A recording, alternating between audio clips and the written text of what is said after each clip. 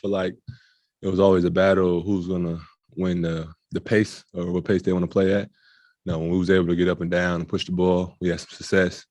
And when they was able to slow it down and play their style of basketball, it was kind of hard for us to score and far for us to win those type of games. So that's what I remember most in those games. And we got to try to limit our turnovers and play our style of basketball. What are your keys when defending Luka? We just gotta make things difficult for him. Can't give him a steady look at the same defense. He's a pretty smart player, and he's able to pick up on defenses and coverages pretty fast. So switching it up, making things hard for him, making him try to make tough tools. That's probably the game plan right now. It's going to be definitely a lot of adjustments as on the fly as we play. But as right now, that's the game plan. You got him a ton on switches in the 4 matchups this year. You obviously in the past got Harden a ton in those Houston series. They've kind of been compared a little bit. Do you see that comparison to when you used to face Harden, back in the Houston days? Definitely. Especially with the step back. They kind of do it on different sides of the floor, so that's a difference. But they both able to make every pass when they get downhill. They're both able to get real streaky from 3. So they're definitely real similar. Luka's a little bigger, a little more physical than James was. James used a lot of quickness when his first step was pretty amazing, and Luka's able to post up pretty much anybody when he gets the shoulder on you. Watching him able to post up guys like Aiden, and so just different. The biggest difference is the size. Luka's really strong. That kind of surprised me because this year I didn't have to hold him a lot in the past. So the few times I did hold him this year was just to get a feel for his pace, and his size was the biggest notice. Kevon, I know you're accepting whatever role and everyone does in the starting lineup, not in the starting lineup, but do you guys kind of look forward to hearing what the starting lineup is going to be since it's changed so much? And when do you normally know? When does Kerr usually tell you what the starting lineup is going to be? Usually shoot around on game day. We kind of know. No, he might reach out the night before, but he usually tell the team like usually around shoot around time, and so everybody kind of knows. Nobody really never knows until like game day, but we all used to playing it in every position, so it's never like caused any problems. So we just got to stay ready. That's been our motto for every guy on the bench. So it's something we all been preaching and talking about, and for me, that's all been my whole career.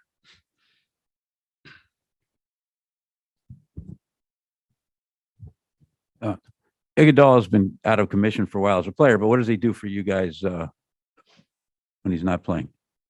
Just another coach, another calming presence.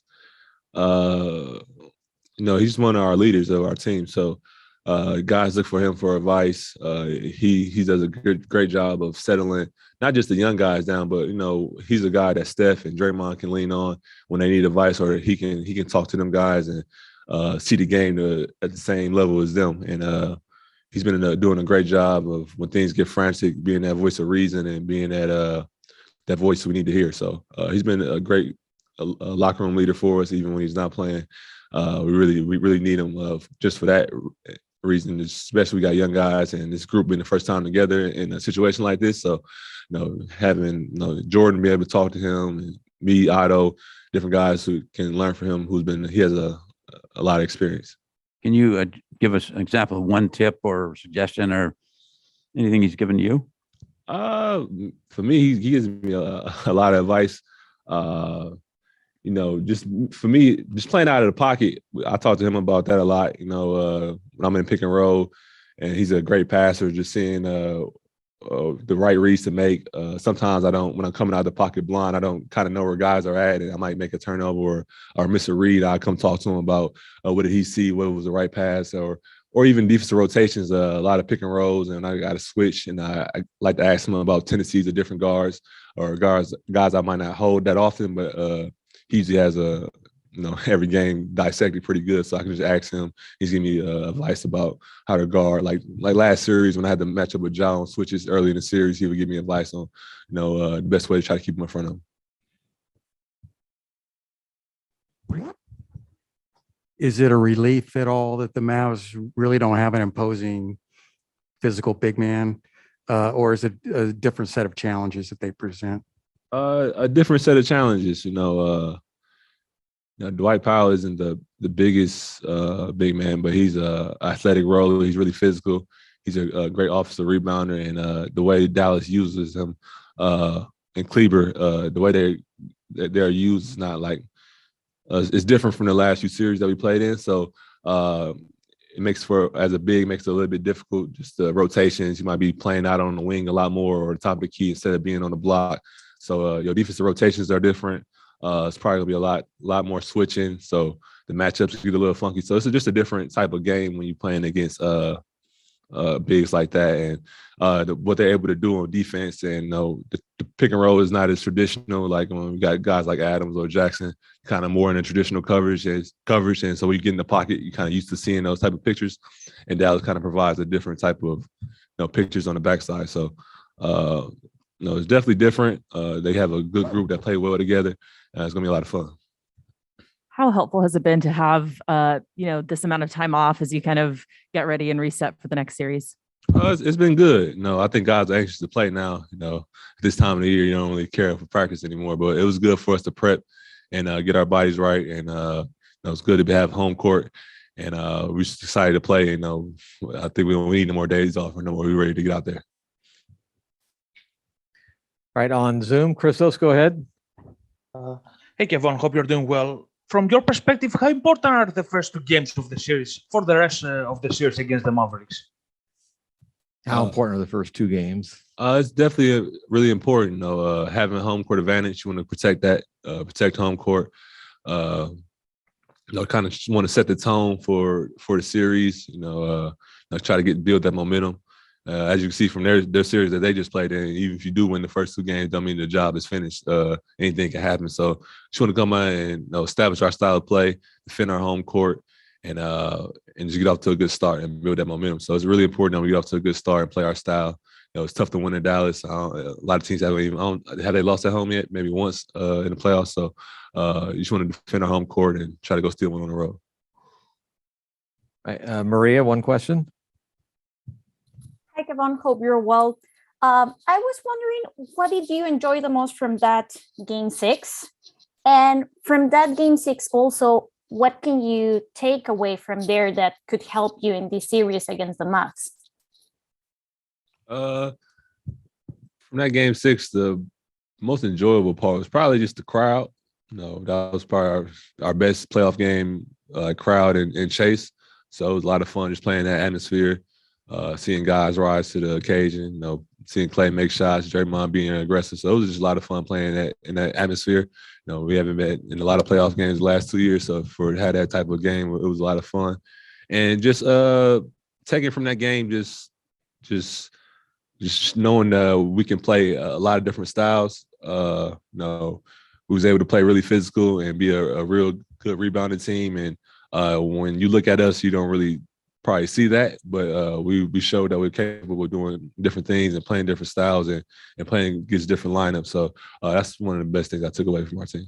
Spacing is obviously kind of considered the concern when you and Draymond are playing together. In that Game 6, you guys had a few moments where you're hitting each other on interior passes. What's the key for you two to kind of thrive offensively together? We just both have to be aggressive when the time comes. We both can't be out there both passing up shots, and when we do get the ball in the pocket, we got to be aggressive and look for our offense just a little bit more when we're both out there on the court and keep guys honest. And when that happens and we're able to finish at the rim, then guys got to pull over and we're able to make those passes to our shooters. And me and Draymond have a good rapport of playing in a dunker and making pocket passes. We've been doing it for years. It's just learning about where we're going to be at, knowing when to cut, and things of that nature. So, but we both have the main thing. We both have to be aggressive and take advantage of open shots, open layers that we get. So they got to keep stay honest and guard us both. What's the key in defending a team with Luka? Key to defending his team with Luka.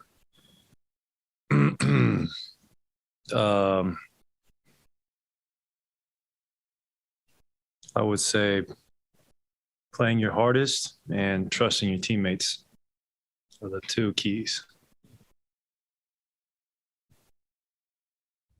Like both Steve and Steph have referenced the last game in Dallas when they pretty much blitzed Steph, and you were and he didn't get a shot off in the fourth quarter. What do you remember about all that, and what do you think just generally you guys can do better against that kind of defense? Feels so long ago. I was really sick that week. I barely remember, but I think we could just be more aggressive. If they're gonna blitz Steph, it's on us, the other guys, to make them pay. Klay, you were out when they drafted Jordan. We didn't know what he would become, but at what point did you start to understand that he was really good at attacking off the dribble and getting to the rim and kind of exploding like that? Probably last year when I saw him just blowing by guys left and right, and then he just elevated to a new level this year, and his playmaking and